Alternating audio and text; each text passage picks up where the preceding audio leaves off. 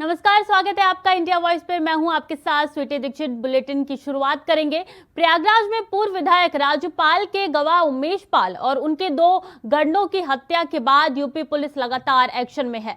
इसके साथ ही सीएम योगी के माफिया को मिट्टी में मिला देने वाले बयान को बुलडोजर सही साबित करते हुए दिख रहा है। कल प्रयागराज में अतीक के करीबी बताए जा रहे सफदर अली का मंजिला मकान ढहा दिया गया था।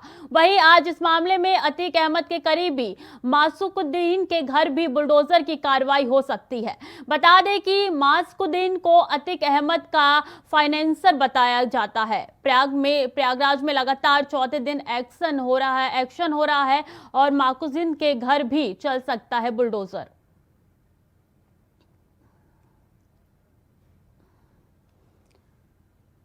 तो सीएम योगी ने बयान दिया था कि माफियाओं को मिट्टी में मिला देंगे और उसी बयान पे चलता हुआ अब योगी प्रशासन नजर आ रहा है। किस तरीके से कल प्रयागराज में बुलडोजर चला था अतीक अहमद के करीबियों पे, अब एक बार फिर से बुलडोजर मासूकुद्दीन के घर चलता हुआ नजर आ रहा है। फाइनेंशियल बताया जाता है अतीक अहमद का। अब देखिए इनके घर भी बुलडोजर चलता हुआ नजर आ रहा है। भारी भीड़ आपको दिख जाएगी तस्वीरों में कि किस तरीके से भीड़ जुटी हुई है वहां। इसी खबर पर ज्यादा जानकारी के साथ शोएब रिजवी जुड़ गए हैं। शोएब, देखिए योगी सरकार का एक्शन लगातार जारी है। कल अतीक अहमद के पहले करीबी पे बुलडोजर चला था, अब अतीक अहमद के फाइनेंसर कहे जाने वाले मासूकुद्दीन के घर बुलडोजर चलने की तैयारी है। बिल्कुल, इस वक्त फिलहाल बुलडोजर ने अपना काम शुरू कर दिया है। ये पूरा मस्ती थाने के इलाके में लगता है, जिस इलाके में कार्रवाई की जा रही। बताया जा रहा है कि जो पीडीए के मापदंड है उसको पूरा नहीं कर रहा था, नक्शा पास नहीं था, इस तरह की चीजें बताई गई हैं और उसके बाद ये कार्रवाई की जा रही है। हालांकि लगातार आज तीसरी कार्रवाई है। इससे पहले सबसे पहले अतीक अहमद की पत्नी जिस मकान में रहती थी उस मकान को गिराया गया है। उसके बाद कल सफदर अली का एक मकान है वो गिराया गया। इन सब पर कहीं ना कहीं आरोप है कि अतीक के करीबी हैं, इस तरह की चीजें। और आज तीसरे दिन फिर कार्रवाई हुई। हालांकि आज की कार्रवाई बहुत देर से शुरू हुई है। इस वक्त जब हम आपसे बात कर रहे हैं तो तस्वीरों में दर्शक देख रहे होंगे कि कार्रवाई बस अभी शुरू हुई है। हालांकि इस बीच में थोड़ी मशक्कत करनी पड़ी थी। परिवार की कुछ महिलाओं ने इसका विरोध भी किया, वो नाराजगी भी व्यक्त कर रही थी। बुलडोजर में खुद अपने आप को सामने आने की बात कह रही थी। हालांकि समझा बुझा के हटाया गया। बड़ी संख्या में चूंकि पुलिस बल और प्रशासनिक अधिकारी वहां पे मौजूद है, तो अब ये कार्रवाई शुरू हो चुकी है।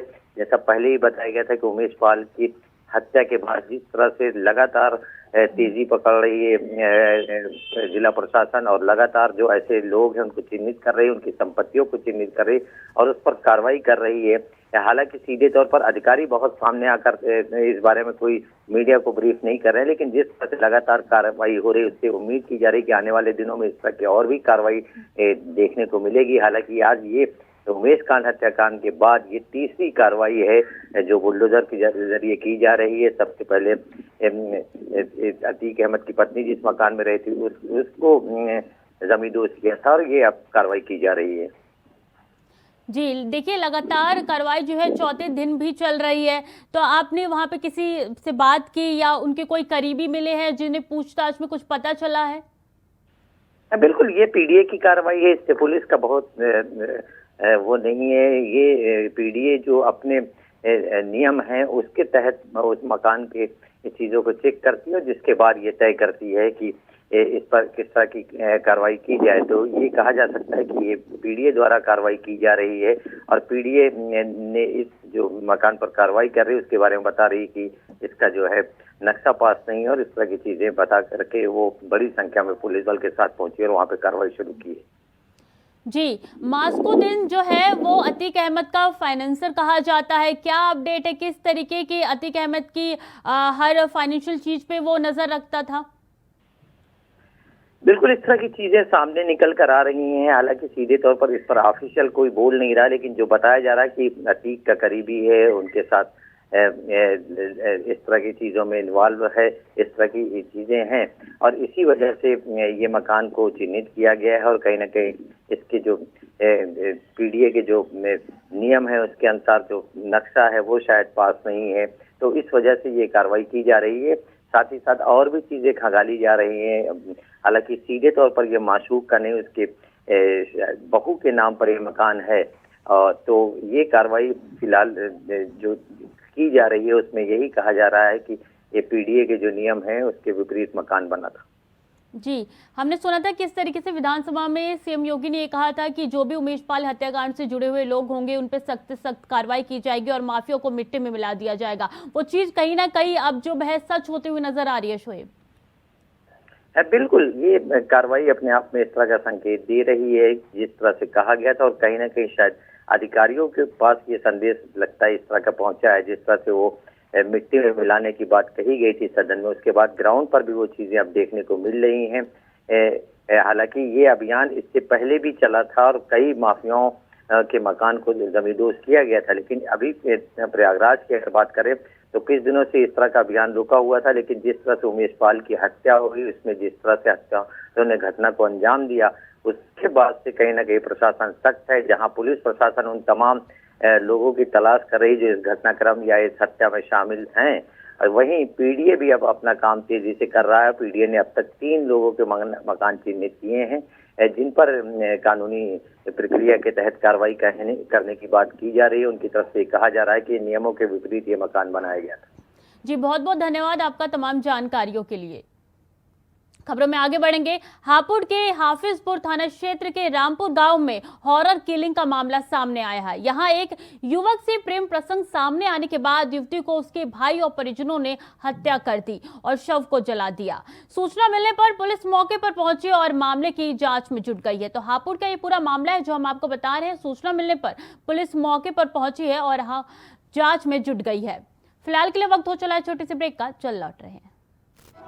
ब्रेक के बाद एक बार फिर से स्वागत है आपका। तो हापुड़ की खबर आपको बता रहे हैं, जहां के हाजीपुर थाना क्षेत्र के रामपुर गांव में हॉरर किलिंग का मामला सामने आया है। यहां एक युवक से प्रेम प्रसंग सामने आने के बाद युवती को उसके भाई और परिजनों ने हत्या कर दी और शव को जला दिया।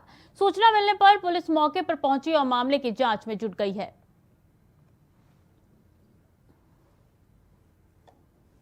मुझे सुबह पता लगी कि कोई लड़की मारती है जी। तो उसके बाद में थोड़ी देर बाद में पुलिस आ गई है, तो पुलिस ने मुझे फ़ोन करके इंस्पेक्टर साहब ने मौके पर बुलवाया।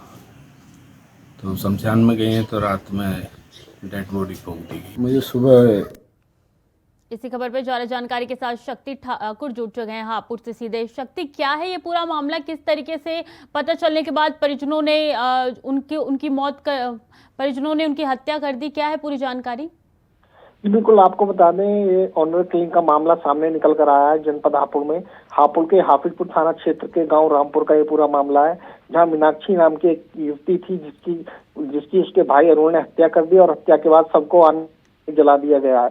उसके बाद पुलिस को सूत्रों के हवाले से जानकारी मिलती है कि गांव में युवती की हत्या कर दी गई है उसके परिजनों द्वारा और सबका दाह संस्कार कर दिया गया है। पुलिस मौके पर पहुंचती है, तब तक सब जलकर राख हो चुका था। हालांकि फॉरेंसिक टीम के सदस्य भी वहां पहुंचे थे, राख के नमूने लिए गए, जो सब जलाया गया था वहां से एविडेंस जुटाए जा रहे हैं। लेकिन बड़ा सवाल यह है कि किस तरीके से युवती की हत्या कर दी गई है। वहीं इसमें एक बात और निकल कर आ रही है कि युवती ने अपनी जान का खतरा बताते हुए 2 दिन पहले गुहार भी लगाई थी कि उसे जान का खतरा है, लेकिन कहीं ना कहीं पुलिस की भी चूक रही है। अगर समय रहते युवती को सुरक्षा मुहैया प्रदान करा दी जाती तो शायद युवती की आज हत्या नहीं होती। तो कहीं ना कहीं एक बड़ा सवालिया निशान है। ऑनर किलिंग का मामला जनपद में देखने को मिला है। युवती के भाई पर ही हत्या का आरोप है। बताया जा रहा है युवती का गांव के ही रहने वाले एक युवक से प्रेम प्रसंग था। प्रेम प्रसंग का मामला जैसे ही युवती के भाई को इसकी जानकारी होती है तो युवती का भाई अपनी बहन की हत्या कर देता है और उसके सबका भी दाह संस्कार कर देता है। जी, कितने दिन पहले की ये घटना है और पुलिस ने कब कार्रवाई शुरू की? जी बिल्कुल, आपको बता दें पूरा वाकया कल का ही है। कल ही युवती को हत्या की गई है। कल ही देर रात उसके सबका दाह संस्कार कर दिया गया है। पुलिस को जब दाह संस्कार किया जा चुका था उसके बाद पुलिस को सूचना मिली थी कि युवती की हत्या की गई है, ऑनर किलिंग के चलते ये हत्या की गई है और उसके बाद सबका भी दाह संस्कार किया गया है। पुलिस फॉरेंसिक टीम को लेकर मौके पर पहुंची थी और वहां से एविडेंस जुटाने के लिए जो सब था जिसका दाह संस्कार किया गया था वहां से कुछ सैंपल कलेक्ट किए गए हैं। तो कहीं ना कहीं पुलिस अब आरोपी जो भाई है उसकी तलाश कर रही है। जो इंस्पेक्टर हाफिजपुर है उनसे हमारी बात हुई थी तो उनका ये कहना है कि अभी कोई तहरीर प्राप्त नहीं हुई है। यदि कोई तहरीर सामने आकर नहीं देता है तो पुलिस की तरफ से इसमें मुकदमा पंजीकृत किया जाएगा। जो भी आरोपी लोग हैं उन्हें शीघ्र गिरफ्तार किया जाएगा। जी शक्ति, बहुत बहुत शुक्रिया आपका तमाम जानकारी हमारे साथ साझा करने के लिए। खबरों में आगे बढ़ेंगे। आम आदमी पार्टी के नेता और दिल्ली के पूर्व उप मुख्यमंत्री मनीष सिसोदिया ने राउज एवेन्यू कोर्ट में बेल एप्लीकेशन फाइल की है। मनीष सिसोदिया ने सुप्रीम कोर्ट की सलाह पर निचली अदालत में बेल एप्लीकेशन फाइल की है। मनीष सिसोदिया की याचिका पर शनिवार को सुनवाई होगी। आप नेता फिलहाल 4 मार्च तक सीबीआई की रिमांड में है। इससे पहले सुप्रीम कोर्ट ने मनीष सिसोदिया की जमानत याचिका पर सुनवाई करने से इनकार कर दिया था। साथ ही सुप्रीम कोर्ट ने कहा था कि उन्हें पहले निचली अदालत में जाना चाहिए। गौरतलब है कि मनीष सिसोदिया को सीबीआई ने दिल्ली आबकारी नीति घोटाले मामले में 26 फरवरी को गिरफ्तार किया था। सीबीआई ने 26 फरवरी को मनीष सिसोदिया से लगभग 8 घंटे की लंबी पूछताछ की थी और उसके बाद गिरफ्तार कर लिया था। इसके बाद 27 फरवरी को राउज एवेन्यू कोर्ट में सीबीआई ने पेश किया था। कोर्ट ने उन्हें 5 दिनों की सीबीआई रिमांड में भेज दिया था। ज्यादा जानकारी के साथ सीधे न्यूज रूम से शिवम सोनी जुड़ चुके हैं। शिवम, देखिए अब राउज एवेन्यू कोर्ट का दरवाजा जो है सिसोदिया ने खटखटाया है। देखिए, जाहिर तौर पर राउज एवेन्यू कोर्ट का अब दरवाजा खटखटाया स्वीटी, क्योंकि इससे पहले सुप्रीम कोर्ट गए थे मनीष सिसोदिया बेल के लिए, लेकिन सुप्रीम कोर्ट से उन्हें राहत नहीं मिली। सुप्रीम कोर्ट ने लताड़ लगाते हुए कहा कि आप छोटी छोटी चीज़ों के लिए सुप्रीम कोर्ट आ जाते हैं, ठीक बात नहीं है, पहले हाई कोर्ट जाइए। अगर हाई कोर्ट से आपको राहत नहीं मिलती है तब आप सुप्रीम कोर्ट जाइए। और स्वीटी कायदा यही होता है कि अगर आप किसी भी शीर्ष तबके से बात कर रहे हैं, डायरेक्ट आप शीर्ष तबके के पास क्यों जा रहे हैं? पहले उसके निचले तबके से बात कर लीजिए, हाई कोर्ट में बात कर लीजिए, जिला अदालत में बात कर लीजिए। उसके बाद अगर आपके पक्ष में फैसला नहीं आ रहा है, आपको कुछ उसमें संशय है, तब आप सुप्रीम कोर्ट जा सकते हैं। लिहाजा वही बात सुप्रीम कोर्ट ने कही और एक झटका इसे कहेंगे मनीष सिसोदिया के लिए। लेकिन अब आज राउज एवेन्यू कोर्ट में, दिल्ली के राउज एवेन्यू कोर्ट में स्वीटी जमानत के लिए अर्जी लगाई है मनीष सिसोदिया ने, और उस पर सुनवाई कल यानी कि शनिवार को होनी। हालांकि अब देखने वाली बात ये होगी कि मनीष सिसोदिया के पक्ष में पूरा फैसला आता है कि नहीं आता है। अभिषेक मनु संघ भी पैरवी कर रहे हैं मनीष सिसोदिया के पूरे मामले में, जो कि वरिष्ठ वकील हैं सुप्रीम कोर्ट के। दरअसल पूरा मामला ये शराब घोटाले से जुड़ा हुआ है। मनीष सिसोदिया पर सीबीआई की रडार पे थे मनीष सिसोदिया काफ़ी समय से। हालांकि 19 तारीख को जब समन आया था सीबीआई का, तो मनीष सिसोदिया ने कहते हुए इनकार कर दिया कि दिल्ली का बजट पेश हो रहा है और दिल्ली के बजट को लेकर मैं बिजी हूँ, दिल्ली का बजट बना रहा हूँ, दिल्ली की जनता का बजट बना रहा हूँ। उसके बाद 26 तारीख को पेशी होती है मनीष सिसोदिया की।